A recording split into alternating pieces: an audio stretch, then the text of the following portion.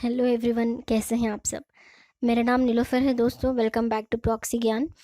अ, उम्मीद करती हूँ कि आप सब ठीक होंगे, सेफ़ होंगे घर पर। अ, जैसे मैंने कहा कि NABARD assistant manager grade A का जो भी एग्रीकल्चर एंड रूरल डेवलपमेंट का जो पोर्शन होगा, वो हम लोग हमारे चैनल प्रॉक्सी ज्ञान में कंप्लीट करेंगे। तो आज हमारा पार्ट 9 है उस लेक्चर सीरीज़ का। तो सारे पार्ट 8 जो है पहले आप लोग उनको देखिए और पार्ट 9 पूरा देखिए। तो आज का लेक्चर स्टार्ट करने से पहले एक इम्पॉर्टेंट इन्फॉर्मेशन आप सबके लिए। हमारे चैनल प्रॉक्सी ज्ञान ने एक इनिशिएटिव स्टार्ट किया है कि वन ऑन वन काउंसलिंग का, कि आपके जो भी एग्ज़ाम रिलेटेड क्वायरीज़ हो या फिर कन्फ्यूजन हो, हमारी विनोनिका मैम एक्सपर्ट से आप लोग गाइडेंस ले सकते हैं। बहुत ही रीज़नेबल प्राइस में ये काउंसलिंग होगी, तो इसको ज़रूर बुक कीजिएगा। बुक करने के लिए आप लोग हमारी वेबसाइट proxygan.com को विज़िट कीजिएगा। तो चलिए आज का लेक्चर स्टार्ट करते हैं। आज का जो हमारा टॉपिक है वो है मेटीरियोलॉजी। मेटीरियोलॉजी के बारे में हम लोग आज पढ़ेंगे कि मेटीरियोलॉजी क्या होता है, इसका एग्रीकल्चर पर क्या इफ़ेक्ट होता है, इससे हम लोग कैसे ये एग्रीकल्चर पर इफ़ेक्ट करता है, और इसे हम लोग इसका सोल्यूशन क्या होता है, सारा कुछ आज हम इस लेक्चर में डिटेल से पढ़ेंगे। तो चलिए स्टार्ट करते हैं।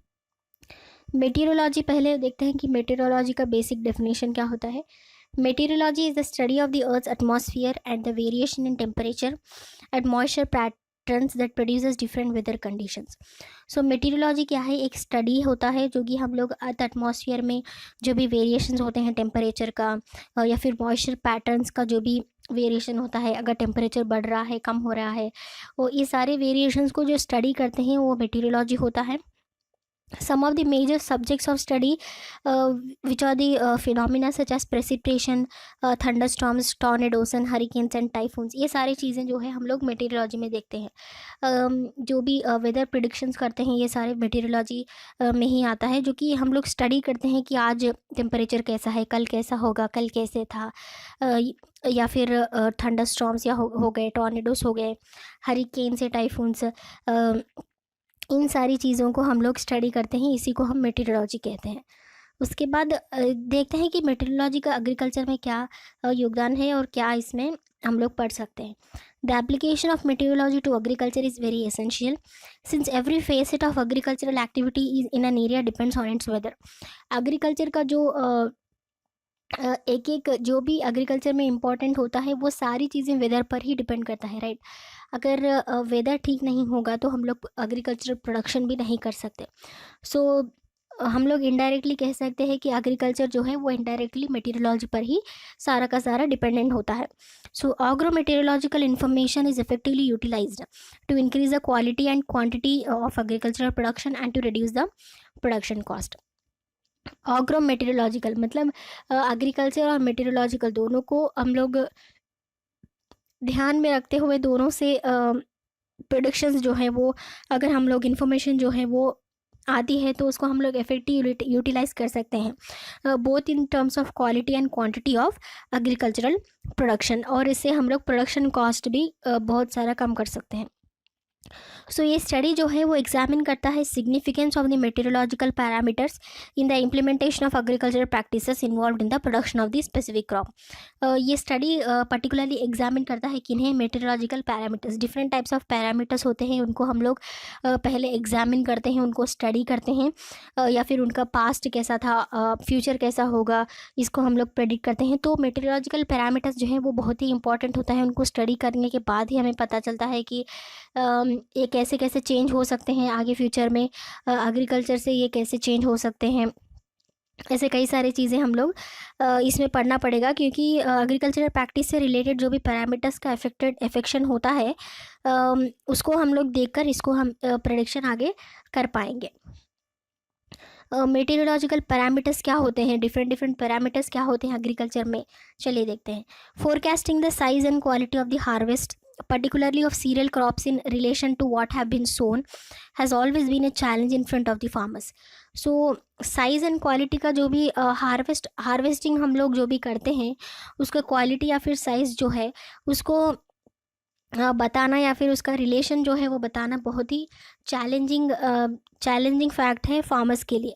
और इसमें जो हेल्प करता है वो हमारा मेटीरियोलॉजी इसमें हमारा हेल्प करता है, क्योंकि फार्मर्स जो है वो ज़्यादा एजुकेटेड नहीं होते हैं, वो लोग ज़्यादा फ़र्क नहीं कर पाते हैं, राइट। सो यहाँ पर मेटीरियोलॉजी का बहुत ही इम्पोर्टेंस यहाँ पर हम देख सकते हैं। However there are many factors which directly और indirectly affect the final field. जैसे ऐसे कई सारे फैक्टर्स हैं जो कि डायरेक्टली और इनडायरेक्टली फील्ड को अफेक्ट करते हैं, लेकिन growth of any crop is not only dependent on whether parameters alone, yet they have a great impact on the final field. पूरा का पूरा यील्ड जो है वो वेदर पैरामीटर्स पर ही डिपेंड नहीं करता, लेकिन जितना भी ये डिपेंड होता है वो बहुत ही इंपॉर्टेंट होता है। इसलिए हमें जो भी मेटीरियोलॉजिकल पैरामीटर्स जो हैं एग्रीकल्चर रिलेटेड, उनको पढ़ना बहुत ही ज़रूरी है, और उनसे हम लोग ज़्यादा से ज़्यादा इन्फॉर्मेशन निकाल सकते हैं। कोई भी चीज़ हम लोग इम्प्रोवाइज़ करने के लिए, आगे हम लोग यील्डिंग में बेनिफिट हमें देने के लिए इसको स्टडी करना बहुत ही इंपॉर्टेंट है। The effect of climatic parameters like maximum and minimum temperature, relative humidity, sunshine hours and rainfall, ऐसे कई सारे क्लाइमेटिक पैरामीटर्स जो होते हैं वो एग्रीकल्चर पर इफेक्ट करते हैं। जैसे maximum temperature, minimum temperature. Maximum temperature पर फील्ड्स कैसे ग्रो करते हैं, मिनिमम में कैसे होता है। रिलेटिव ह्यूमिडिटी, अगर ह्यूमिडिटी ज़्यादा है तो क्या होता है, ह्यूमिडिटी कम है तो कैसे हम लोग इसको स्टडी कर सकते हैं। सनशाइन आवर्स में क्या इफेक्ट हो सकता है, और रेनफॉल कितना होना चाहिए, कितना नहीं होना चाहिए। ऐसे कई सारे एस्पेक्ट जो हैं वो हमें स्टडी करने पड़ते हैं मेटीरियोलॉजी को रिलेटेड करते हुए एग्रीकल्चर में, अगर हमें इम्प्रूवमेंट करना है तो। नेक्स्ट है meteorological measurements for weather forecasting and climatology have been carried out on a regular basis for centuries। हम लोग रोज़ फोरकास्टिंग देखते हैं कि आज क्लाइमेट ऐसा है, आज टेम्परेचर इतना है, कल इतना होगा, कल बारिश होने के चांसेस हैं। इसको हम लोग क्लाइमेटोलॉजी भी बोलते हैं। और डेली हमें वेदर फोरकास्टिंग हम लोग इससे करते हैं, कई सारे सेंचुरी से हम लोग करते आए हैं। However, the data acquired can only be evaluated and interpreted after having statistically recorded medium term and long term atmospheric conditions। जो भी डेटा एक्वायर होता है उसको हम लोग एवेल्यूएट करना होता है, उसे हमें इंटरप्रिटेशन करना होता है, उसके बाद ही हम लोग इसको बोल सकते हैं कि मीडियम टर्म या लॉन्ग टर्म एटमॉस्फेरिक कंडीशंस इससे इफेक्ट होते हैं। तो एवेल्यूएशन एंड इंटरप्रिटेशन बहुत ही इंपॉर्टेंट होता है मेटीरियोलॉजी में, और ये ही अप्लाई होता है हमारे एग्रीकल्चर में भी। नेक्स्ट है क्या क्या पैरामीटर्स होते हैं मेटीरियोलॉजी के, चलिए देखते हैं। Wind speed and direction, air temperature, air pressure, air humidity, precipitation, hedge and contents of the air, solar and terrestrial radiation, ऐसे कई सारे पैरामीटर्स होते हैं मेटीरियोलॉजी के जो हम लोग स्टडी करते हैं पर्टिकुलरली एयर से related. These parameters are also significant for such issues as air pollution में भी ये लोग काम आते हैं। एवलांच वार्मिंग, ग्लोबल वार्मिंग हो गया, इसमें भी हम लोग इसे स्टडी करते हैं कि अगर एयर प्रेशर इंक्रीज़ होने के कारण ग्लोबल वार्मिंग हो रही है या फिर एयर ह्यूमिडिटी इंक्रीज़ होने के कारण। सो इससे हमें कॉजेस पता चलते हैं कि क्यों हो रहा है ऐसे, राइट। सन सिमुलेशन में ये काम आते हैं। रिन्यूएबल एनर्जी इंडस्ट्रीज़ में भी बहुत ही इंपॉर्टेंट है। एग्रीकल्चर में तो बहुत ही इंपॉर्टेंट रोल प्ले ही करते हैं। फॉरेस्ट्री में भी ये इंपॉर्टेंट है कि फॉरेस्ट में रेन होने के कारण ज़्यादा ग्रोथ हो रही है या फिर टेम्परेचर ये कैसे इफेक्ट कर रहा है फॉरेस्ट में, कैसे ये सारी चीज़ें हम लोग देखेंगे। वाटर सप्लाई एंड डिस्ट्रीब्यूशन कैसे हो रहा है इनकी वजह से, टाउन एंड रीजनल प्लानिंग, ये सारी कई चीज़ें हम लोग प्रिडिक्शन कर सकते हैं अगर हम लोग इन सारे पैरामीटर्स को अगर स्टडी करते हैं तो। एग्जाम्पल देखते हैं कि evaluation and interpretation of gas emission measurements is only possible in comparison with meteorological data acquired concurrently. जो भी गैस एमिट होता है इंडस्ट्रीज से हो गया या फिर कई और फैक्ट्री से हो गया, उसको हम लोग स्टडी करना है तो हमें ये पॉसिबल है only when comparison with meteorological data. उनके पास डेटा होता है, उनसे हम लोग तभी कंपैरिजन कर पाते हैं अगर वो डेटा हमारे साथ है तो, वरना ये हम लोग एवेल्यूएट और इंटरप्रेट कभी भी नहीं कर सकते, क्योंकि मेटीरियोलॉजी डिटेल्डली स्टडी करता है कि क्या क्या चेंजेस हो रहे हैं एटमॉस्फेयर में। तो ये कई सारे प्रॉब्लम्स का सोल्यूशन मेटीरियोलॉजी और उनके पैरामीटर्स से हमें मिल सकता है। नेक्स्ट है कि वेदर पैरामीटर्स, जो भी वेदर पैरामीटर्स जो हैं वो एग्रीकल्चर पर कैसे इफेक्ट करते हैं और उनसे हमें प्रोडक्शन, फार्म प्रोडक्शन जो भी है वो कैसे होता है। Weather parameters influence on agricultural operations and farm production. Aberrant weather is one of the most important reason for crop losses in India. जो भी changing weather conditions होते हैं वो एक बहुत ही इम्पॉर्टेंट रीज़न है क्रॉप लॉसेस होने का हमारे इंडिया में। जो भी वेदर होता है वो फ्रीक्वेंटली चेंज होता रहता है, तो इसकी वजह से क्रॉप लॉसेस भी बहुत होते हैं इंडिया में। So the losses could be minimised by making modification in field operation by using weather based agro advisories.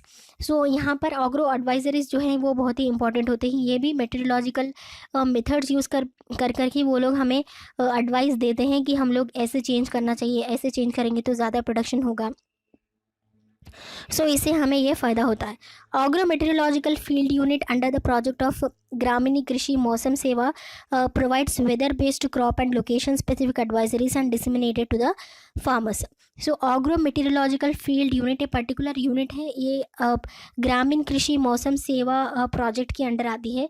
ये लोग क्या करते हैं कि पर्टिकुलर एरिया को बेस कर लेते हैं और उसी लोकेशन पे बेस्ड उसी लोकेशन को वो स्टडी करते हैं और आगे चलकर उसी लोकेशन पे बेस्ड वहाँ के फार्मर्स को जो है वो बुलाकर एडवाइजेस देते हैं कि वो लोग उनके प्रोडक्शन को कैसे इम्प्रूव कर सकते हैं। ऑग्रो एडवाइजरी सर्विसेज जो हैं वो एक की रोल प्ले करते हैं increasing farmers income through increased yield and reduced farm expenses.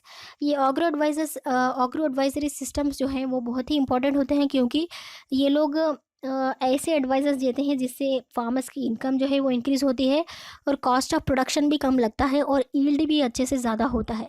तो ये बहुत ही इंपॉर्टेंट ऑग्रो एडवाइजरी सर्विसेज हैं। Agro advisory centres provides advisory services to firms on sustainability, procurement and application of various inputs such as seed, fertilizer, pesticide and improved farming practices. Agro advisory services जो है वो अलग अलग centres में available होते हैं। कई भी अगर क्रॉपिंग यील्डिंग एरियाज़ जो हैं वहाँ पर ये सेंटर्स होते हैं, वो लोग पहले जाकर वहाँ स्टडी करते हैं कि क्या क्या प्रॉब्लम्स हैं, इसको हम लोग वेरीफाई करते हैं वो लोग। उसके बाद उसको हम लोग कैसे इम्प्रोवाइज़ करें, वो सारा करने के बाद इंटरप्रेट करते हैं उन सबको। तो ये सारा करने के बाद वो लोग वहाँ के फार्मर्स को जो है वो एडवाइजेस देते हैं ताकि उन फार्मर्स की इनकम जो है वो इंक्रीज़ हो, उनकी जो प्रोडक्शन जो है आउटपुट जो है वो क्रॉप का वो इंक्रीज़ हो और कॉस्ट ऑफ प्रोडक्शन भी कैसे कम कर सकते हैं। ये सारे एडवाइजेस जो हैं वो ऑग्रो एडवाइजरी सर्विसेज से हमें मिलते हैं। तो आज के लेक्चर में इतना ही दोस्तों। अगले लेक्चर में एक नए टॉपिक के साथ हम लोग फिर से मिलेंगे। तब तक के लिए बाय बाय, टेक केयर।